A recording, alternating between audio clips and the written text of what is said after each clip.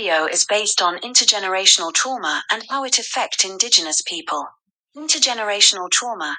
This term refers to the trauma that is transferred from one generation to the next.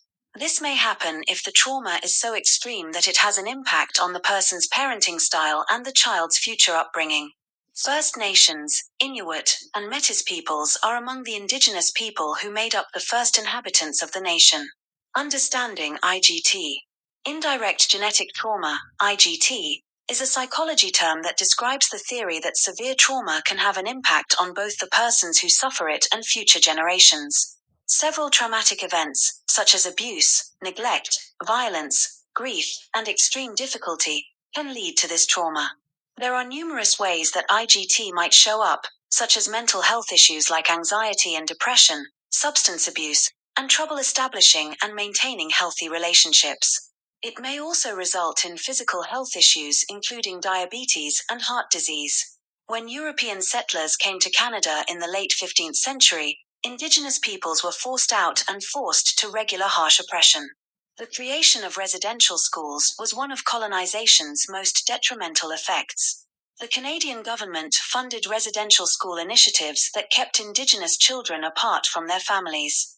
Cultural genocide has been considered to having been done by the federal government and other authorities of the residential school system, under the cover of educating and preparing indigenous children for their participation in Canadian society. The initial victims of colonization were not the only ones to suffer trauma. Generation after generation of indigenous people in Canada has experienced sorrow, distress, and a loss of their cultural identity. This has resulted in IGT. Generations of students left these schools and went home without the knowledge, skills, or resources necessary for life in either world.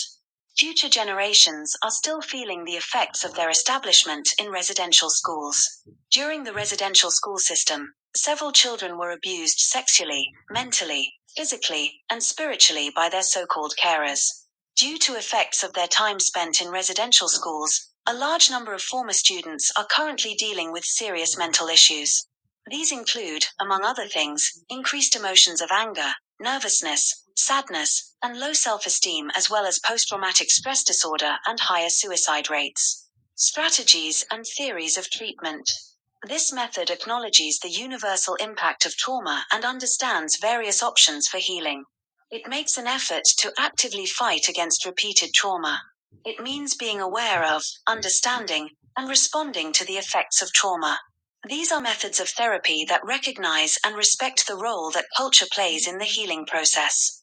For Native Americans, this can include utilizing aspects of their culture in therapy as well as traditional ceremonies and healing methods. This might include providing support to efforts controlled by indigenous people, educating oneself and others about IGT and its effects, and pushing for laws that deal with the fundamental causes of IGT.